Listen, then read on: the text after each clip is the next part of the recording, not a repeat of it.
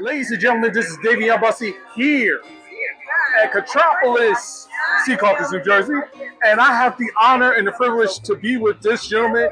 He has brought in a lot of stuff throughout our millennium childhood, from MTV to Nickelodeon, and the person I am referring to, Bob Camp. Hello.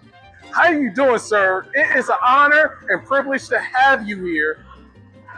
And I have so many questions about Ren Stimpy that even millenniums can't even think of. Yeah. And even with the SpongeBob SquarePants.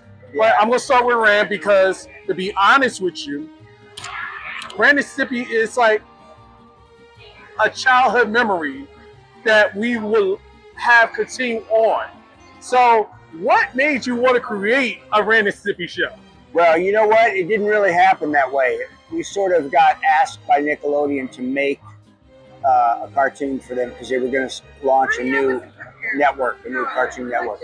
And so they said, just what do you have? And so we pitched one show idea, and it was kind of a big parody of Our Gang Comedies, Little Rascals. It was a big project, lots of characters. They said, no, we don't want all that. We like the dog and the cat, and there was a dog and a cat in the cartoon idea. And so that was Ren and Stimpy. And so we made a pilot, and we just made it up on the spot. And we didn't, usually when you sell a show, if you go to a network hoping to sell a show, you have to show up with a presentation. You got to do a song and a dance and have what they call a pitch Bible and all that. We didn't have to do any of that. We didn't even have an idea for a show. They just said, do a show about this dog and this cat. So we made a pilot, and they ran it in an animation festival called Spike and Mike's Twisted Animation Festival, which played in actual movie theaters on film. So it played.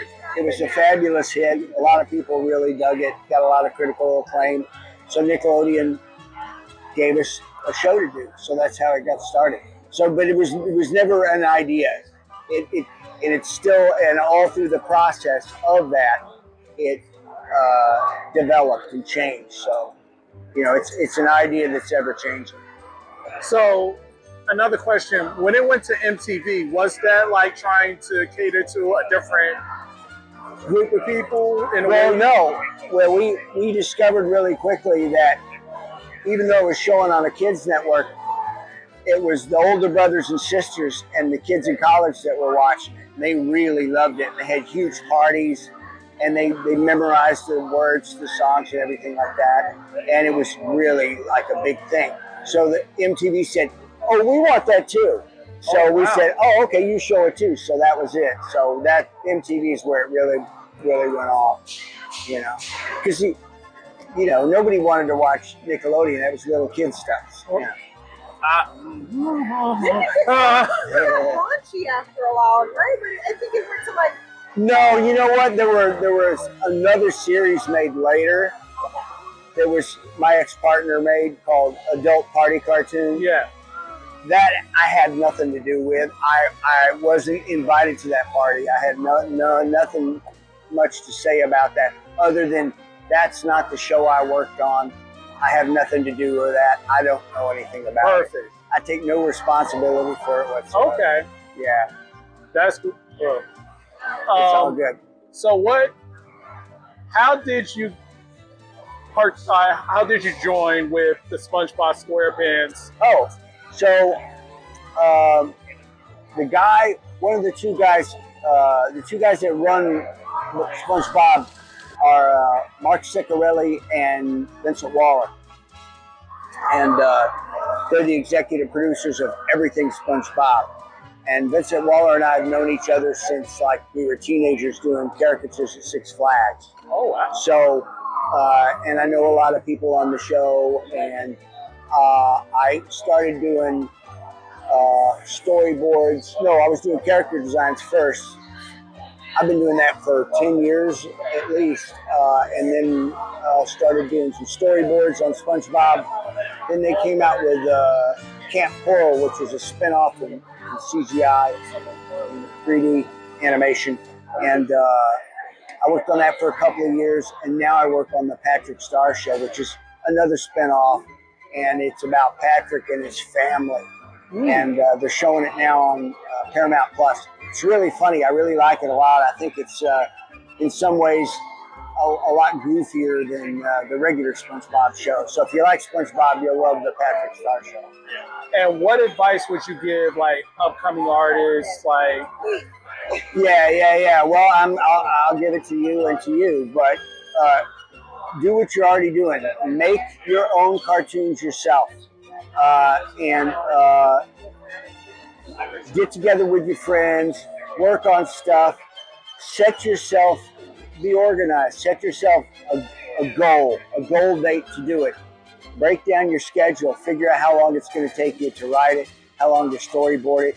You want to have character designs going on while that's happening, and then when you get your storyboard done, you record a scratch track of the dialogue and stuff like that. So have a schedule and a structure to the process of making it, so that you end up with a cartoon that you can show somebody, and then try to get in the animation film festival circuit, because that's the market for short form animation. And I'll give you some advice that I got from Bill Plimpton, the great Bill Plimpton, the king of all independent animators. And he said, if you want to do well in the animation film festival circuit, there's 3 rules. You make it quick, you make it cheap, and you make it funny. So that's what I can say. Computer, you got whatever software you need, just make it. Just make it, and don't think about selling it or which network we're going to pitch it to or anything like that. Just, if you're a filmmaker, make films. Make one film. Okay, now, on Thursday, we start making our next film. And then a month after that, we start making our next film.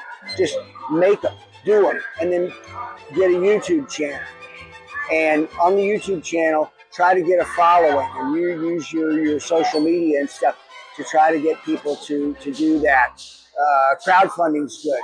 You go to Kickstarter or something like that, and if you already have some animation, show your animation or a clip of it for a show you want to get money to produce. Like, so if your short you make is more or less a pitch document for your ideal idea, where you want to make a series or something like that, you can make it be about that, and then use that as like a visual version of, or an animated version of a pitch Bible to sell your show. Things like that. So there's lots of stuff online about this. There's groups of people who do this. Get involved with them, and just do it yourself. You know, and it doesn't have to cost a lot of money now. You know, the software's there, and find people to help. You know. That's it. And that's some book, like, that's knowledge for you to know with Bob Kent, ladies and gentlemen. And this is Dayveonne Bussey. Cheerio. Happy, joy. Exactly. Happy, joy. This is Dayveonne Bussey and Bob Kent signing off.